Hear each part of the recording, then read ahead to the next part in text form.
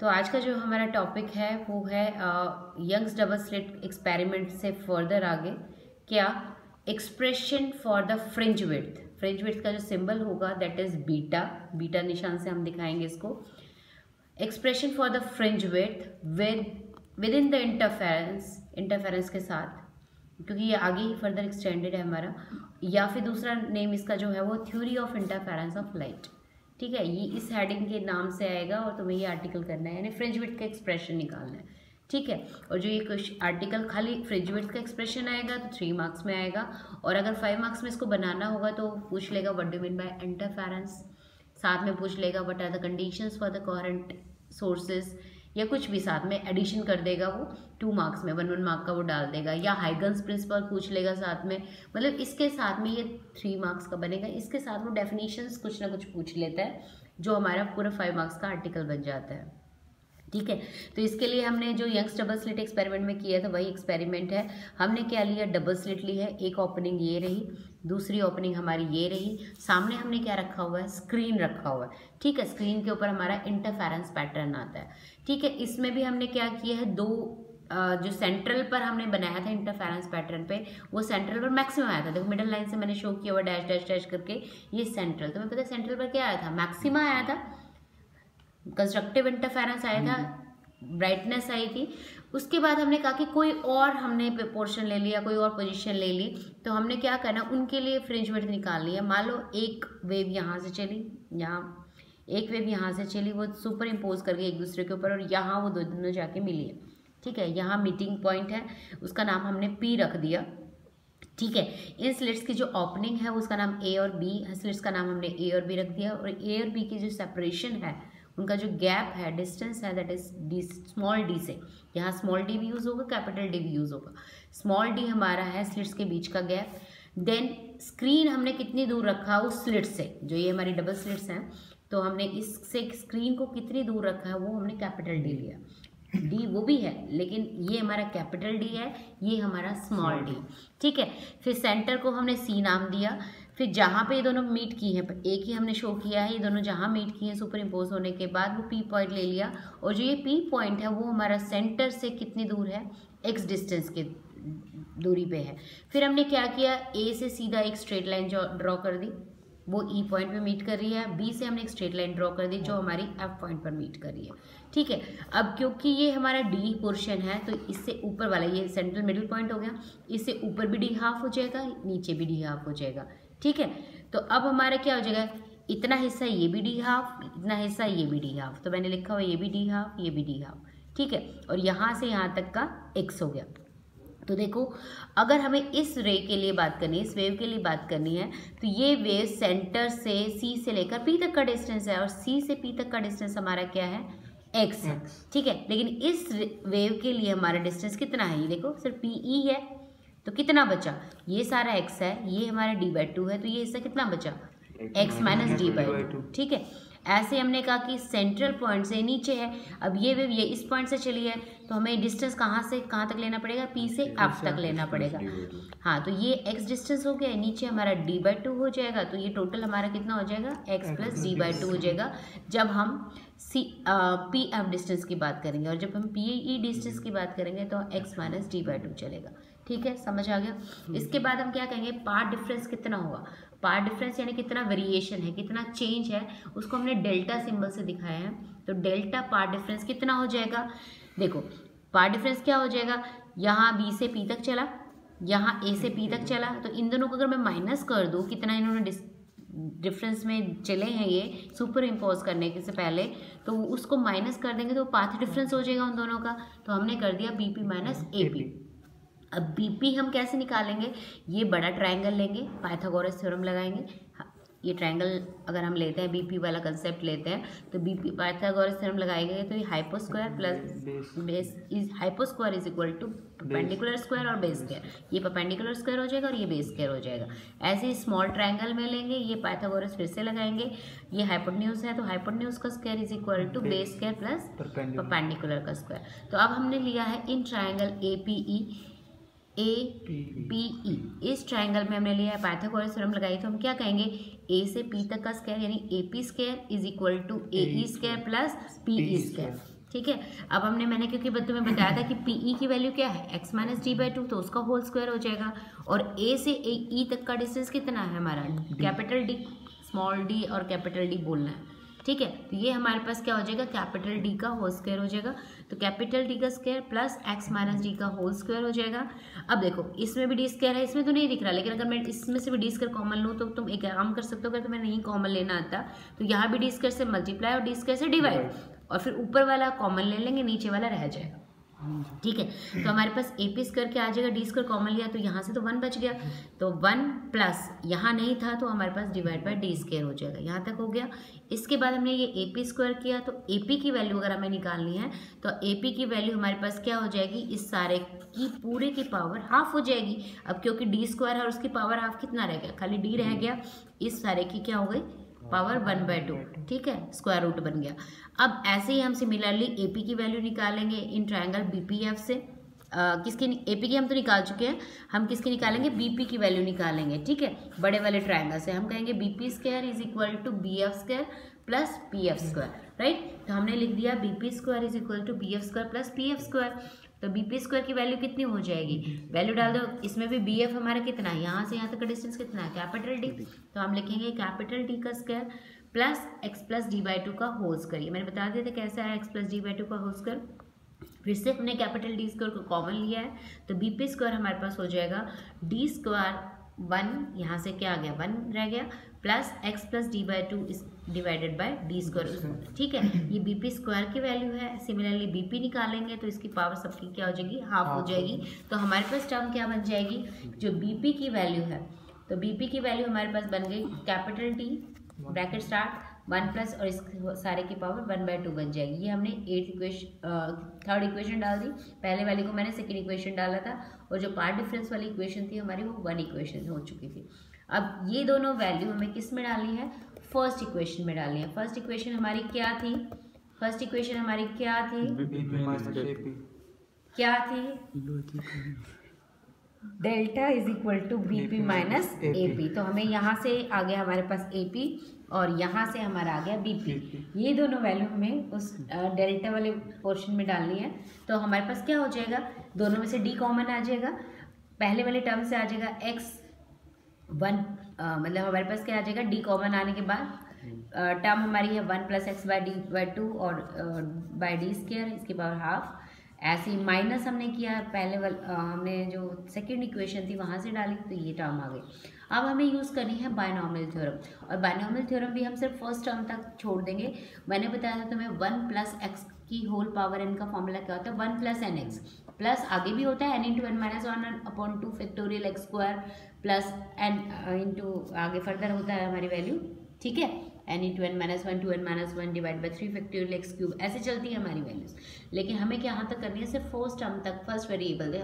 क्यों, आगे हम कहेंगे क्योंकि डी स्क्वायर था, डी स्क्वायर की पावर फिर होल स्क्वायर आई, फिर उसकी पावर एक और क्यूब आई, तो हमारे नीचे डिनोमिनेटर का जितना फैक्टर बढ़ेगा वैल्यू उतनी कम हो जाएगी और वो नेग्लिजिबल वैल्यू हो जाती है। नेग्लिजिबल वैल्यू को हम क्या कर देंगे, छोड़ देंगे, ठीक है, बीइंग हायर टर्म। तो हमने क्या करना है, एक्सपेंड किया है सिर्फ 1 टर्म तक।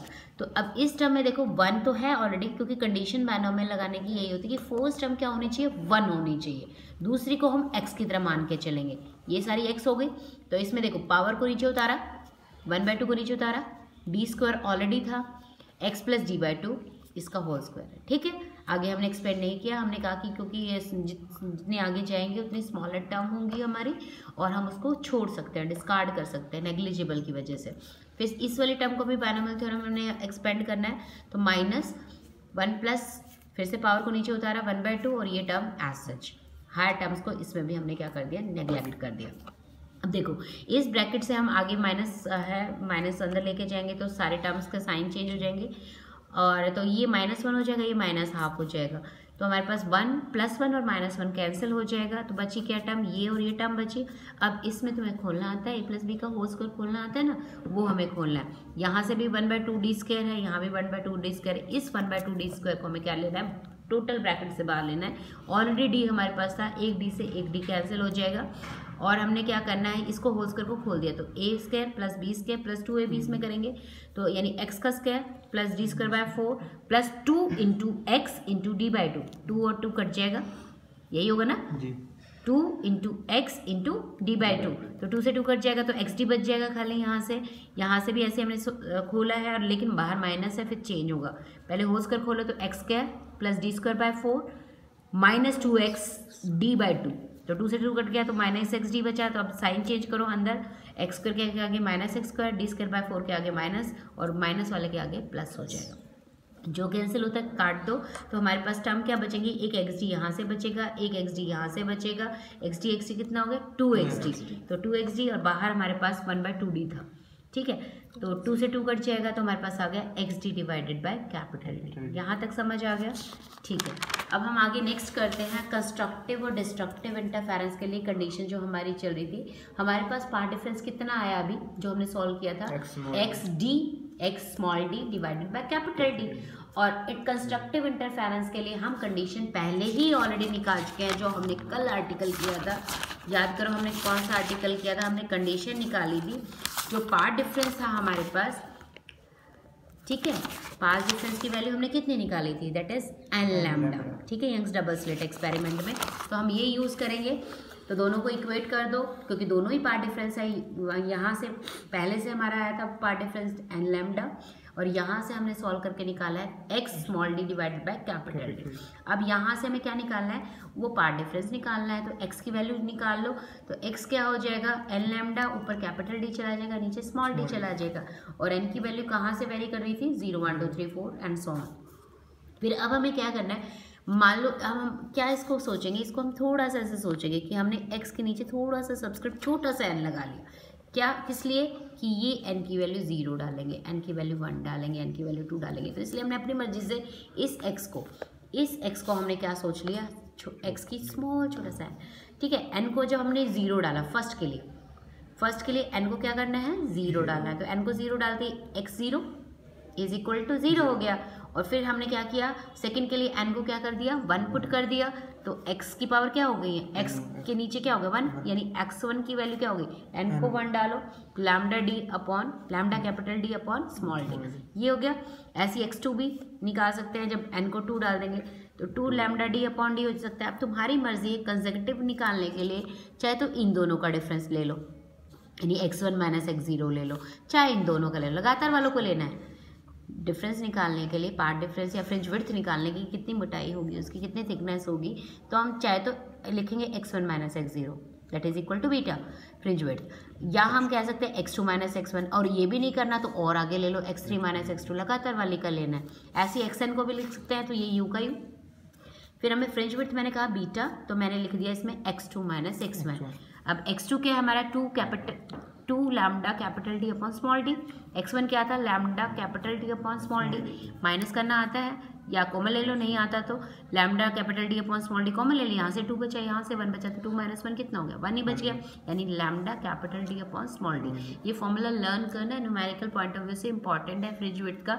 Beta is equal to lambda capital D upon small d। या 1 मार्क में भी क्वेश्चन पूछ लेते हैं कि ये कलर की वेवलेंथ है, मान लो रेड कलर है, रेड कलर की वेवलेंथ है और हमारे पास ब्लू कलर की वेवलेंथ है, तो तुम्हें पता है रेड की वेवलेंथ ज़्यादा होती है, लैम्डा ज़्यादा होता है, और बाकी चीज़ें मान लो अगर सपोज सेम दे रखी हैं तो किसकी विड्थ ज़्यादा होगी। अगर हमने ये वाली कलर लाइट यूज़ की, एक में ब्लू और एक में रेड, तो ब्लू वाले की हमारी क्योंकि जो स्मॉलर फोकल लेंथ होती है, रेड वाले की लार्जर होती है, तो लार्जर वाले की लार्जर फ्रिंज विड्थ और स्मॉलर वाले की स्मॉलर, क्योंकि वेवलेंथ के क्या होगी डायरेक्टली प्रोपोर्शनल होगी। ऐसे ही वो कह देगा स्क्रीन का डिस्टेंस बढ़ा दिया तो क्या इफेक्ट होगा फ्रिंज विड्थ पे, या हमने कह दिया कि स्लिट्स का गैप बढ़ा दिया तो क्या इफेक्ट होगा फ्रिंज विड्थ पे। तो ये फॉर्मूला पता होगा तो 1 मार्क में तुम उसको अकॉर्डिंग अटेम्प्ट कर पाओगे ना, इंक्रीज होगी डिक्रीज होगी या रिमेन सेम या नो इफेक्ट, जो भी वो कहेगा। ठीक है, अब डिस्ट्रक्टिव इंटरफेरेंस के लिए कंडीशन लेनी है। तुम्हें पता है पार्ट डिफरेंस डिस्ट्रक्टिव के लिए हमारे पास क्या आया था 2n minus 1 into lambda by 2। ये देखो x is equal to 2n minus 1 into lambda by 2 हमने निकाला था यंग्स डबल स्लिट एक्सपेरिमेंट में। तो हमने पार्ट डिफरेंस यूज़ करना है 2n minus 1 into lambda by 2। अब यहाँ से हमने पार्ट डिफरेंस निकाला था x small d upon capital D, दोनों को इक्वेट कर देंगे, फिर से x की वैल्यू निकालेंगे, फिर से हम कहेंगे वहाँ हमने 2n minus 1 into lambda by जब 2 लिया था तो n को 1 से स्टार्ट किया था। ठीक है, जब n लैम्डा लिया था तो n को 0 से स्टार्ट किया था, और ये फॉर्मूला लिखा था पार्ट डिफरेंस में तो n को 1 से स्टार्ट किया था। ठीक है, तो n को 1 2 3 तो अब हमें थोड़ा सा वेरिएशन करना है, फिर से हम इसको क्या करेंगे, x को ऐसे सपोज करेंगे, x से थोड़ा सा हमने इसको और इसको फ़र्क में डालने के लिए अपनी मर्जी से डैश लगा दिया, ठीक है। तो हमने इसको इसमें डालना है। अब x को क्या, n को क्या डालना है 1, n को 1 डाला तो x1 डैश, ठीक है, फर्स्ट के लिए। तो x1 डैश क्या हो जाएगा, n को क्या डाला 1, 2 - 1 1, तो lambda capital D upon 2D हो गया। n को डाला 2, 2 2 ज़ा 4, 4 - 1 3 lambda by 2 into capital D upon small d।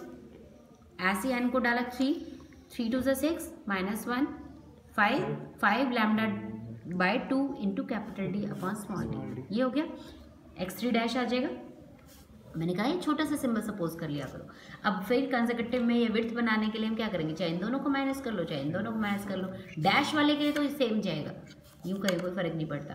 तो बीटा डैश नाम दिया, उसकी फ्रिंज विड्थ का नाम हमने बीटा दिया था, इसका नाम बीटा डैश दिया क्योंकि हमने डैश में सपोज किया है। तो कोई भी दो माइनस कर लो, मान लो इसमें से ये माइनस किया, इसमें से कॉमन क्या आएगा, lambda capital D upon small d common लिया, तो 5 - 3 हो गया, 5 - 3 दैट इज 2, 2/2, 2 से 2 कट गया तो कितना आ गया, यही वैल्यू हमारी बीटा की थी, यानी beta is equal to beta dash. देखो बीटा की वैल्यू हमारी क्या थी, lambda capital D upon small d। यहाँ पर बीटा डैश क्या है, lambda capital D upon small d, तो सेम है ना। तो हम लिख सकते हैं as beta is equal to beta dash that is equal to lambda capital D upon d।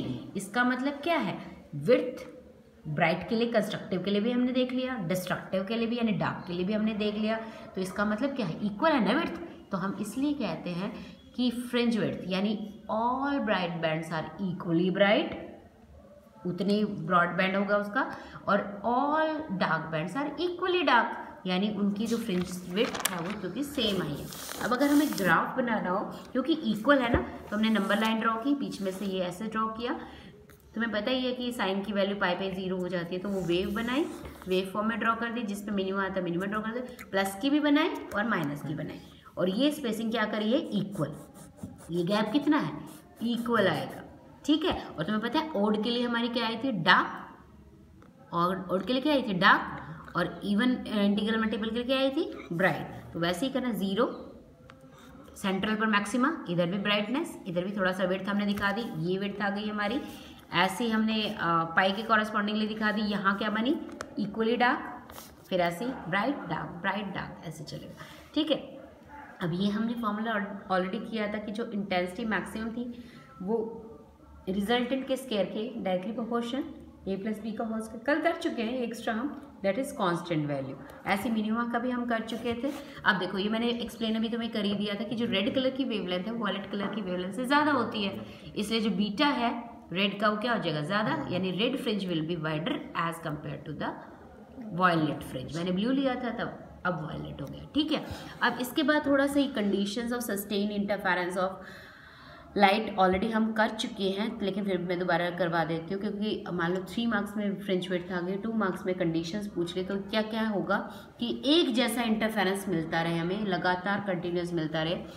2 coherent light sources should भी क्या होने चाहिए, कोहेरेंट होने चाहिए। इसका मतलब they should emit the light waves of same wavelength, same frequency and having same phase difference या फिर कांस्टेंट फेज डिफरेंस, ठीक है।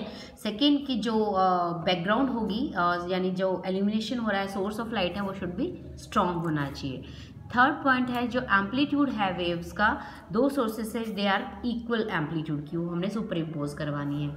फोर्थ पॉइंट है जो 2 सोर्सेज हैं वो मोनोक्रोमैटिक होने चाहिए। Fifth point, coherent sources must be very close, क्योंकि जितना दूर होंगे उतना गैप इफ डिफरेंस मेंटेन करना भी मुश्किल हो जाता है अगर स्टार्टिंग में है, नहीं तो वेरिएशन होती चली जाती है, ठीक है, very close to each other. And the last point is that 2 sources should be a point source होना चाहिए, यानी नैरो स्लिट होनी चाहिए हमारी, यानी ब्रॉड है, क्योंकि ब्रॉड से फिर क्या हो जाएगा, फिर से पार्ट डिफरेंस मेंटेन करना है, कांस्टेंट मेंटेन करना, that is difficult. That's all for today, thank you.